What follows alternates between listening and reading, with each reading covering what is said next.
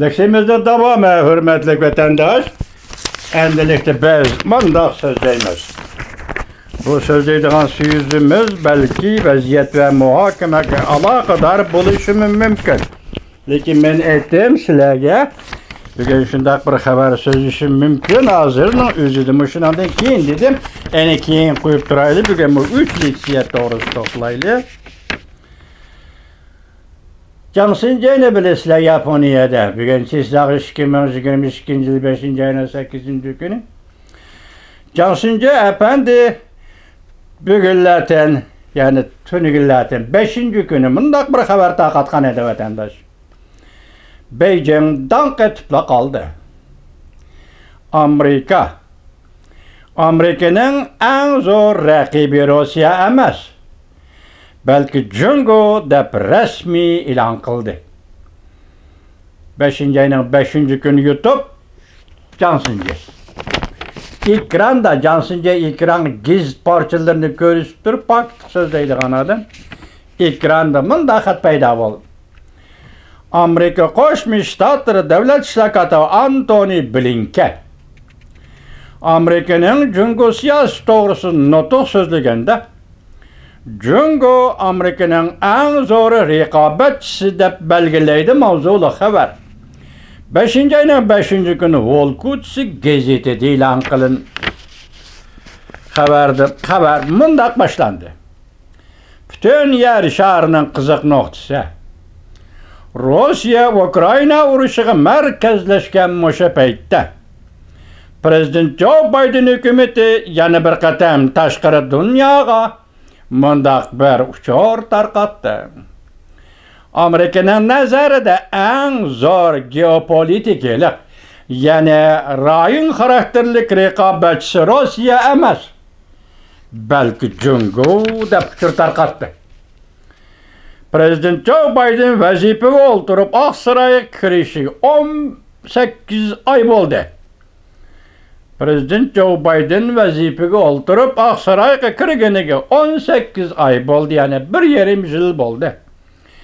Amerika Koşmuş Ştatları Devlet Şirketi Antony Blinken aslında haftanın 4. günü notu sözlemekçi bolgan idi. Notu sözlep Amerika hükümetinin Jungo'ga takabül turish planını, siyaset planını şerhilemekçi bolgan idi. Biroq Devlet Şirketi ve Antony Blinken'den haftanın 4. günü Amerika'nın Jungo siyasi doğrusu sözleydiğin notqi virüs tüpeyli yani yuqumluq virüs tüpeyli kayniga kechiktirildi. Dikkat bu haberga. Amerika'nın geopolitikalik rekabetçisi Rusya emas. Jungo. Bu bir yeni özgürüş, hürmetlik vatandaşım. Ta'kidlash karakterlik yeni özgürüş. Teşebbüs karakterlik yeni özgürüş. Bugün birden bir belki en zor rekabetçi Amerika Koşmuş Ştatları Jungo. Geopolitikalik siyaset boyunca. Rayon karakterlik siyaset boyunca. Amerika'nın birden bir rekabetçisi Jungo. Biz çekinip durup bir işe gap kılaydı. Yakında taksilaş sözlüğü bolmadık. Saklap koyduk, vakit kütüvatımız. Karap durun. 3. ayın 3. günüdün, 5. ayın 3. günüdün 6. günü geçe. Japonya Devlet Müdafiye Vazareti'nin vaziri, yani naziri Washington'u ziyaret kıldı vatandaş. Bunun burun Japonya'nın veziri Kishida efendim Angliya'nı ziyaret kılıp Angliya, Japonya harbiy kelishim. Çaq emas deymi vatandaşım. Harbiy kelishim imzaladı. Birisi Avropalı kudretlik devlet Angliya, biri Asiyalı kudretlik devlet Japonya. Şundan keyin ondan burun Germaniyanın veziri Olaf Scholz Japonya'nı ziyaret kıldı. Bu bir gayri iş. Tarihten bir gayri iş. Yoki Ikkinchi Dünya urushidan keyingi bir gayri ish. Onu saklab qo'ydik, vaqt kutib turyapmiz, vatandoshlarga yetkazimizda. Vaziyat mana shunda o'zgardi. Vatandoshim Ben tekrarlayman yoki yana tekrarlashim mumkin. Siz voqealarga diqqat qiling. 5-oyning 2-kuni Prezident Joe Biden Aqsaroyda Ro'za Hayit bayrami munosabati bilan musulmon kishilarni qabul qilib ko'rishganda Uyg'urning vakili Nuri Turkal bilan ko'rishdi efendim. Bu 5-oyning 2-kuni. Tushundingizmi? 5-oyning 2-kuni izbat. Buningdan biron esingizda bor. Mushu vaziyatning yetib kelishini, mushu vaziyatni ko'rib turayotgan, kuzatib turayotgan Jungo Kompartiyasi, ya'ni konkret aytsak, Xinjiang Uyg'ur Avtonom rayoning gubernator Ma Xiangruy hukumati guruhi Washingtonda bir zo'ravonlik harakatini paydo qildi. Demak, vaziyatning oldini olish, vaziyatni chalg'itish, vaziyatni burib o'tish bu Xitoyning xiyoli, Xitoyning harakati. Washingtonda zo'ravonlik vaqasi paydo qildi. Mening o'g'lim, kuyovim Mahmudjon Turkalga zo'ravonlik ishladi. Ochiq oshkora zo'ravonlik ishladi. Qop yuraklik bilan zo'ravonlik ishlabdi. Jasuslar guruhi. Qop yuraklik bilan zo'ravonlik ishladi.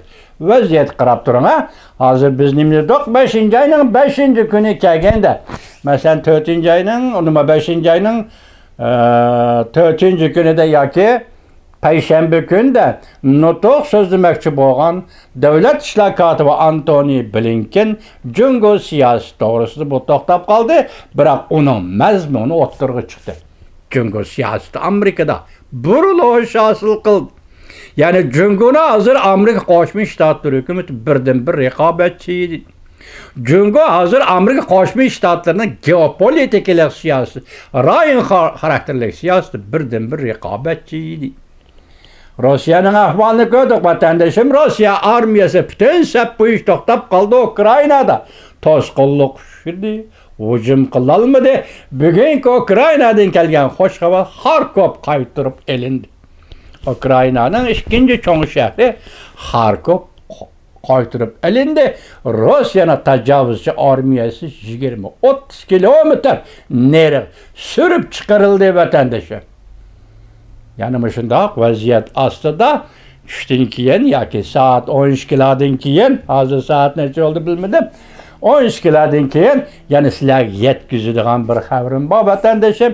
Bugun mushillikcha, mushu vaziyat muhokama qisqacha shuni deymanki, Amerika Qo'shma Shtatlarining Jungo siyosatida nihoyatda chunqur, nihoyatda keng doiralik, nihoyatda sezg'ir bir qiyofatda intayin zor o'zgarish yuz berdi vatandoshim.